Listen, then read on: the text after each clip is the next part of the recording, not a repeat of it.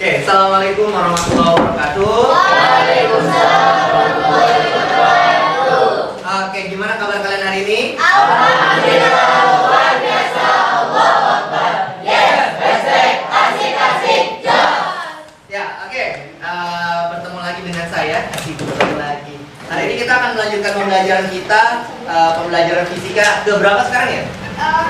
Banyak. Banyak ya. Sampai lupa. Oke, siapa yang nggak masuk hari ini? Alhamdulillah. Hadir semua? Oke, udah siap belajar hari ini? Siap. Oke, udah bawa peralatan yang diminta? Siap. Sip, kita hari ini akan melanjutkan pembelajaran kita tentang fisika, yaitu tentang fluida dinamis. Oke, sebelum kita mulai, kita akan memulai dengan membaca doa dulu. Ketua kelasnya siapa? Adil. Ya, Adil, silakan Adil, tolong dipimpin teman-temannya untuk membaca doa, Adil. Kita membaca doa, mari kita membaca, kita belajar fisika, mari kita membaca doa agar ilmu dibaca bermanfaat dan masuk dalam otak kita.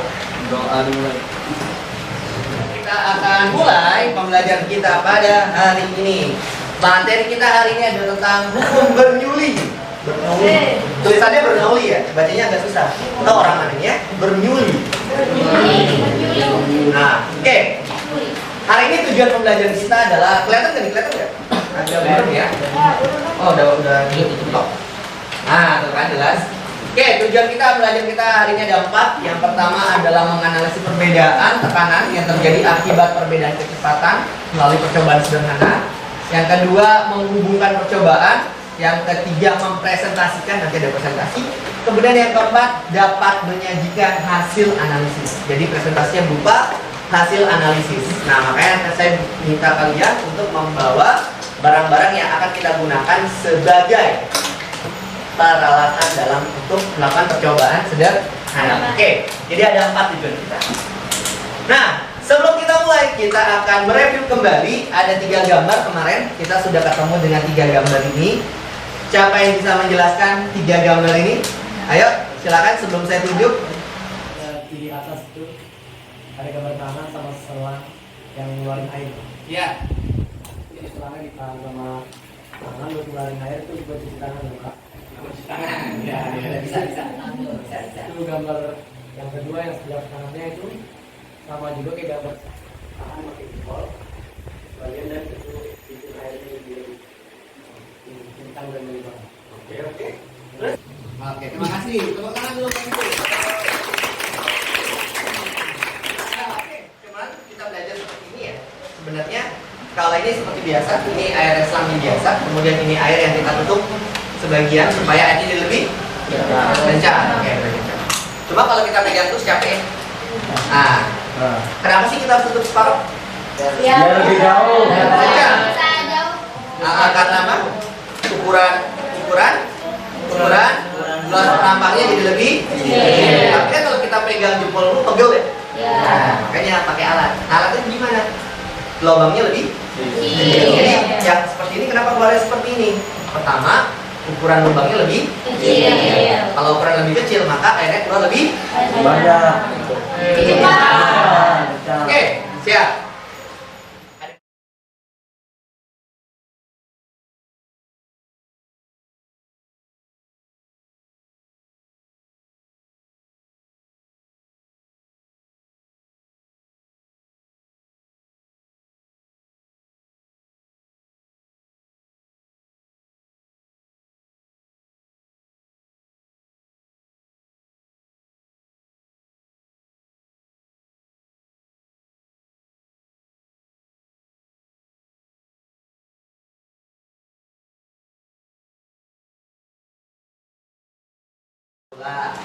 Ini tentang penyakit, ini tentang hewan, ini tentang pesawat.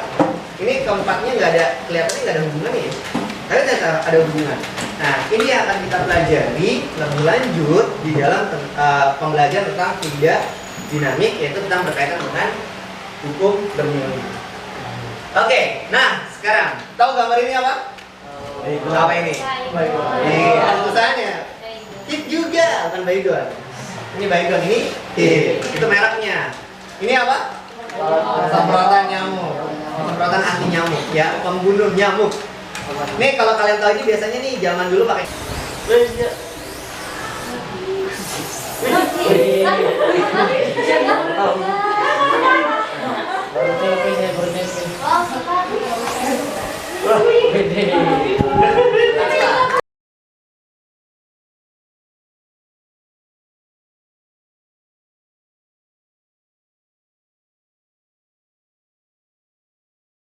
Enggak gitu, Jar. Enggak gitu. Emang susah. Enggak gitu. Wah, kayaknya ini susah lagi deh. Bang, tadi mana kembali? Mana coba? Coba, Pak. Kenapa? Nih. Depan saya.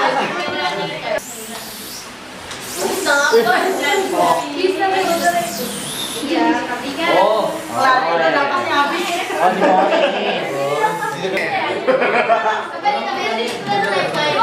Wajar, tenang nih.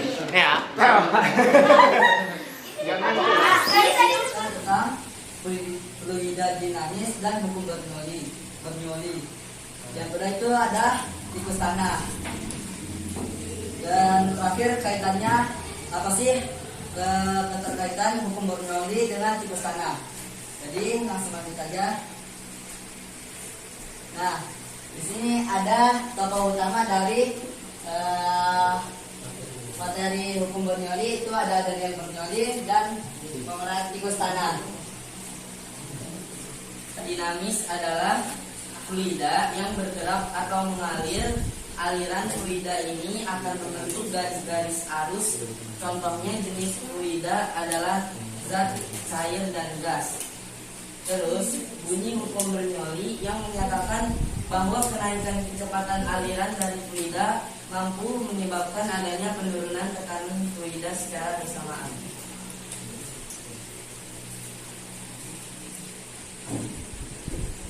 Jadi hukum Bernoulli itu di sini dinyatakan bahwa kecepatan dari aliran fluida itu mampu menyebabkan penurunan tekanan. Tersebut itu tuh udara berdesak-desakan. Aliran udara tersebut mirip seperti aliran air yang mengalir dari pipa yang penampaknya besar menuju pipa yang penampaknya kecil. Karena udara tersebut berdesak-desakan, maka laju udara meningkat yang mengakibatkan tekanan udara menurun. Percepatannya semakin tinggi, terus di sini. Ini percepatannya makin di sini berarti kalau percepatannya tinggi itu tekanannya akan rendah. Nah, sedangkan yang di bawah karena di sini percepatannya tinggi, di sini maka di sini tekanannya itu tinggi. apa sih yang kalian simpulkan dari pembahasan tadi yang telah kalian sampaikan? Prinsip hukum Bernoulli itu ada keterkaitannya dengan lubang sarang tikus tanah. Jadi lubang tikus tanah itu enggak asal-asalan buatnya.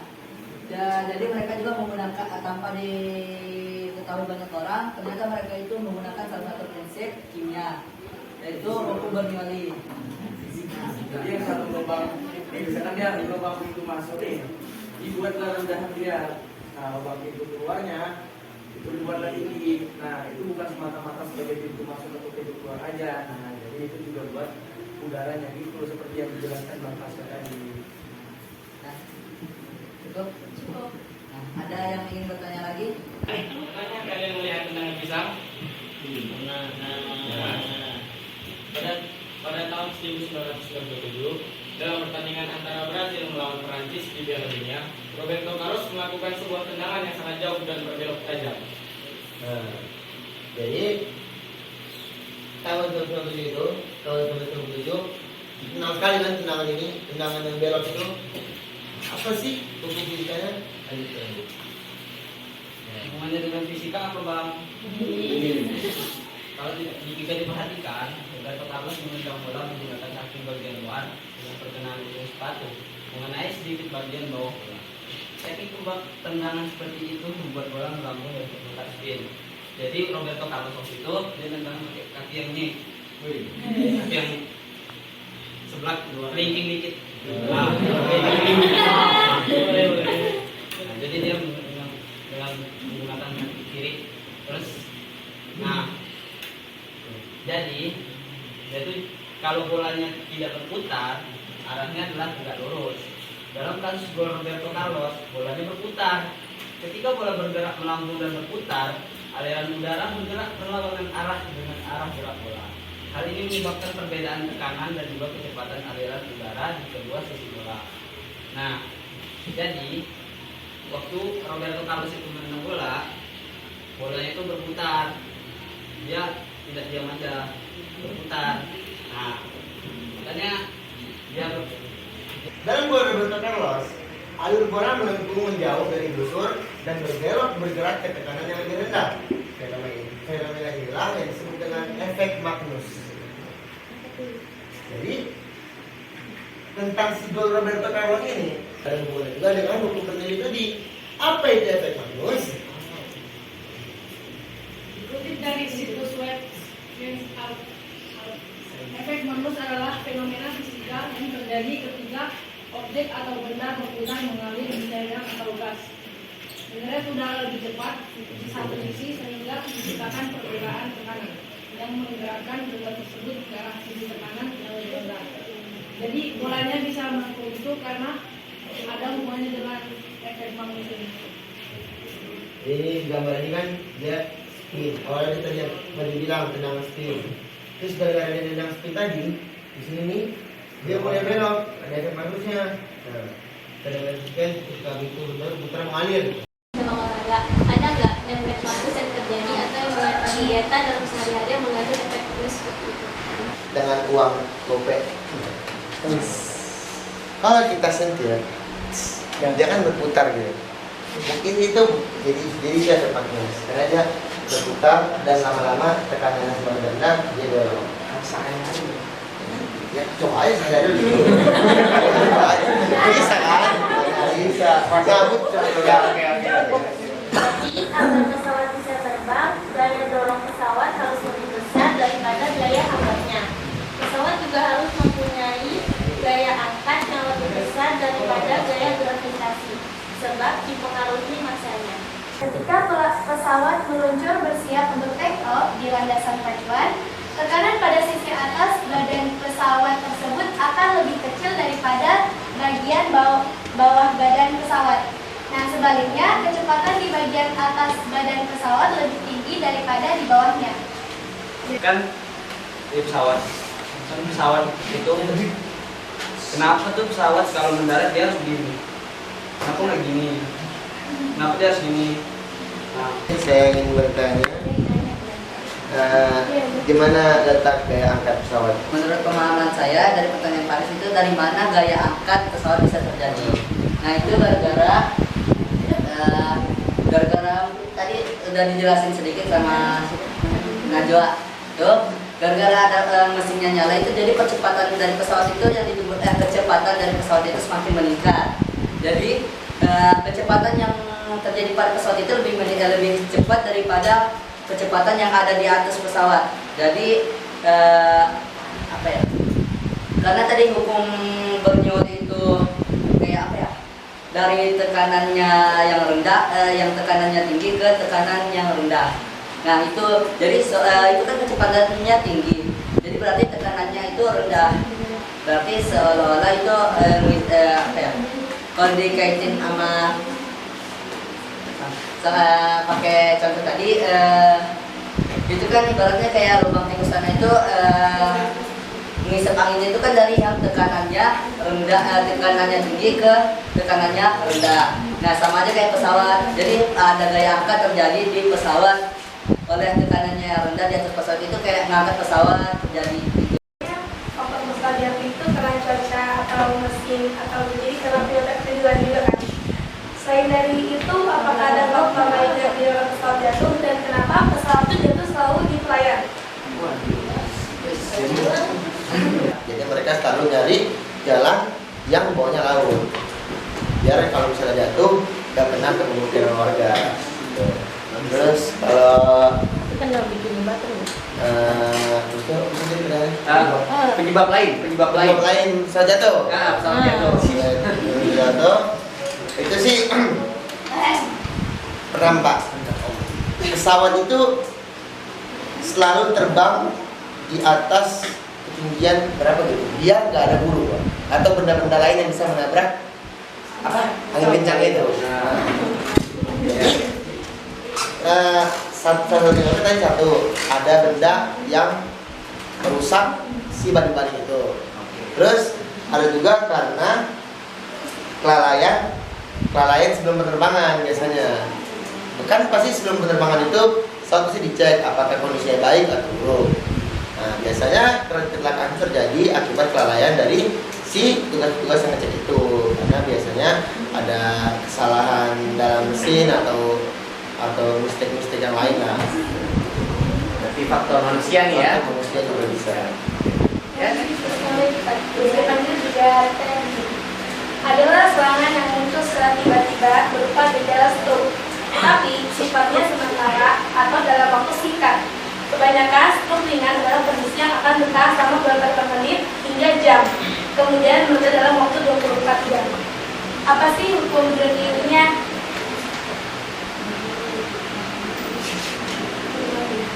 Nah, apa itu hukum Bernoulli? Hukum Bernoulli merupakan pernyataan bahwa tingkat kecepatan fluida dinamis berbanding terbalik dengan tingkat tekanan yang dialaminya selama perpindahan.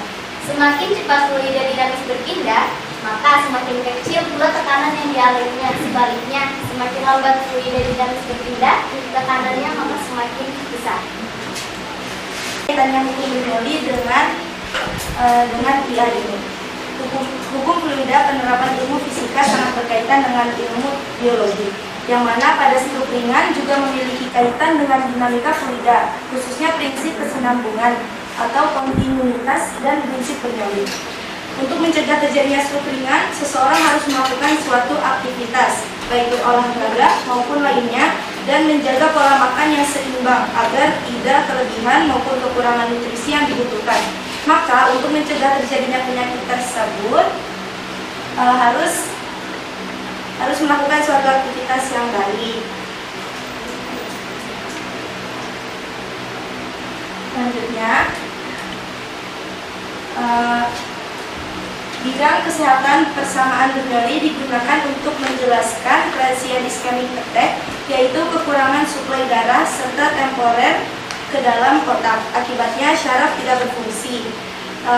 TIA mini stroke biasanya terjadi kurang dari 24 jam. Jika lebih dari 24 jam, maka terjadi stroke akibat dari TIA tergantung pada daerah otak yang terlibat. Yang terlibat umumnya rendahnya daya pandang mata, kesulitan bicara, dan lemahnya satu sisi dari tubuh TIA terjadi karena adanya penyumbatan pembuluh darah di otak, tekanan darah tinggi, penyakit jantung, migrain, vertigo, merokok, kolesterol tinggi, diabetes, penggunaan obat terus-menerus dalam waktu yang lama, dan alkohol. Jadi maksudnya darah umumnya mengalir menuju otak pada bagian belakang kepala melalui dua arteri vertikal. Terus masing-masing naik dari satu sisi leher bertemu untuk membentuk arteri basilaris pada bawah otak. Aliran darah pada arteri keluar dari bawahnya.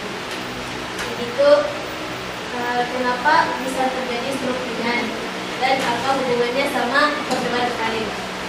Jadi kan stroke ringan ini terjadi karena penyumbatan darah dari pembuluh darahnya itu yang terhambat.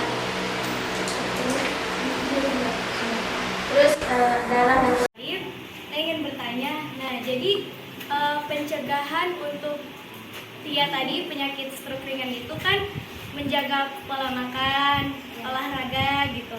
Gimana dia tuh bisa netralin itu? Maksudnya bisa mencegah, maksudnya apa ya? Mencegah atau mengobati nih? Pencegahan. Mencegah atau mengobati? Kalau mencegah kan berarti belum ada nih. Kalau mencegah atau mengobati? Mencegah. Oh, ya. Gimana dia tuh bisa, kan kalau stroke ringan itu adanya sumbatan atau apa aliran darah. Nah, gimana pencegahan itu bisa dibilang pencegahan itu? Maksudnya gimana pola makan sehat, olahraga itu bisa dibilang untuk pencegahan stroke ringan itu? Terima kasih. Cara yang tadi kalian berikan itu bisa mencegah terjadinya stroke. Ya, silakan. kasih pertanyaannya. Jadi untuk yang rajin olahraga itu kan stroke ini terjadi karena adanya kurangnya kegiatan dari anggota tubuh. Maka aliran darah yang ada di dalam tubuh ini juga lancar. Jadi kenapa cara mencegahnya itu adalah dengan berolahraga itu ya karena agar aliran darah yang dilakukan oleh tubuh ini biar bisa lancar. Dan kalau untuk yang makanan sehat itu belum tahu. Next, ada yang mau menambahkan masalah makanan sehat? Makanan sehat. Makanan sehat, makanan sehat itu pasti membuat tubuh kita tuh sehat, ya kita lebih fit, lebih keren.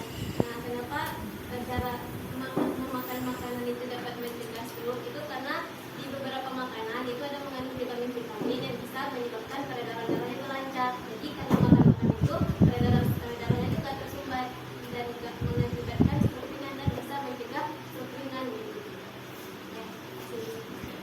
Ya, Oke. Next, ada lagi mau tanya?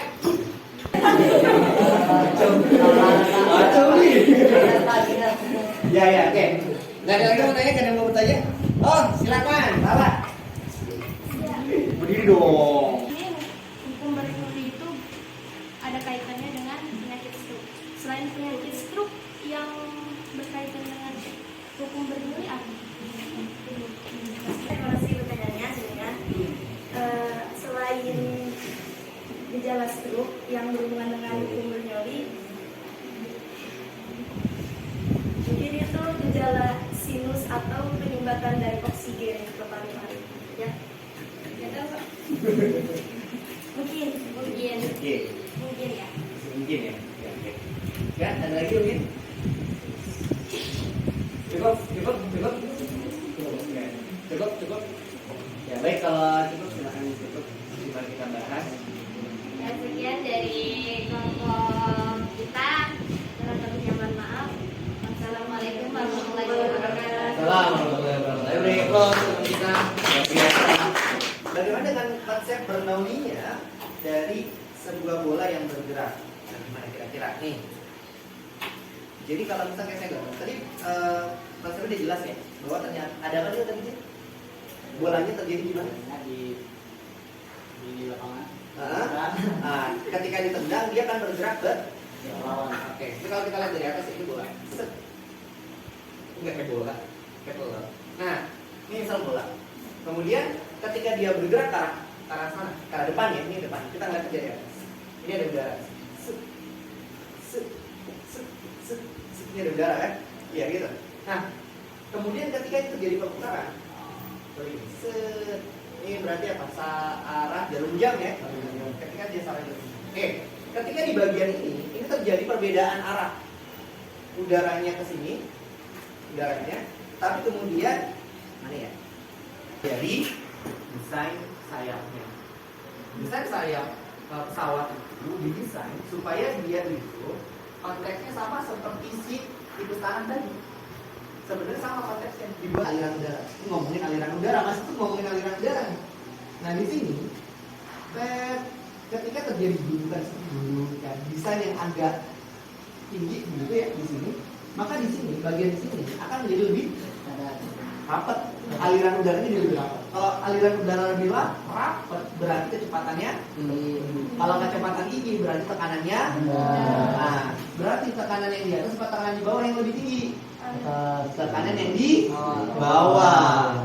Di atas kecepatannya tinggi, di bawah kecepatannya lebih rendah. Berarti di atas tekanannya lebih rendah daripada tekanan di bawah. Maka dia akan terangkat.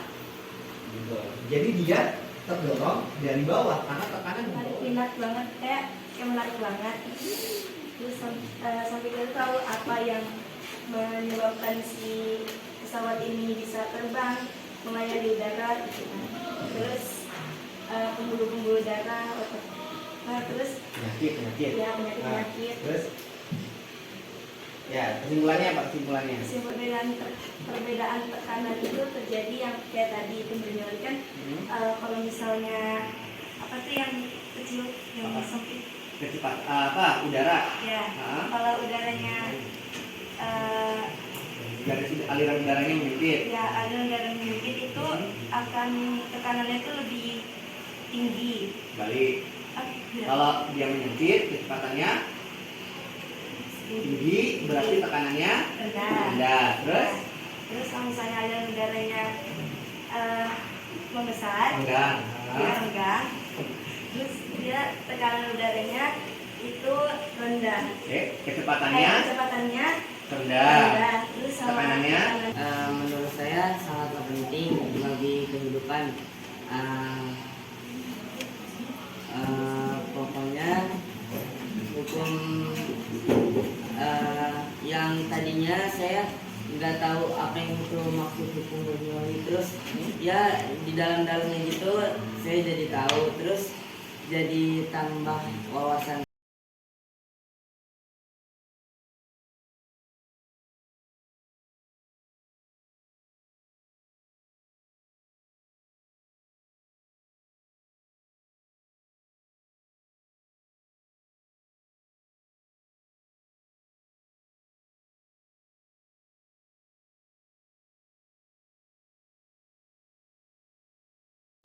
hal ya tentang berkaitan dengan Bernoulli. Kalau nanti kedepannya kita akan masih menganalisis Bernoulli, tapi dengan konteks yang berbeda karena nanti ada lagi ceritanya. Ya, nanti kita akan bahas selanjutnya di pertemuan selanjutnya. Oke, mari kita tutup pembelajaran hari ini dengan baca Alhamdulillahirobbilalamin. Kemudian kita lanjutkan dengan doa penutup majelis.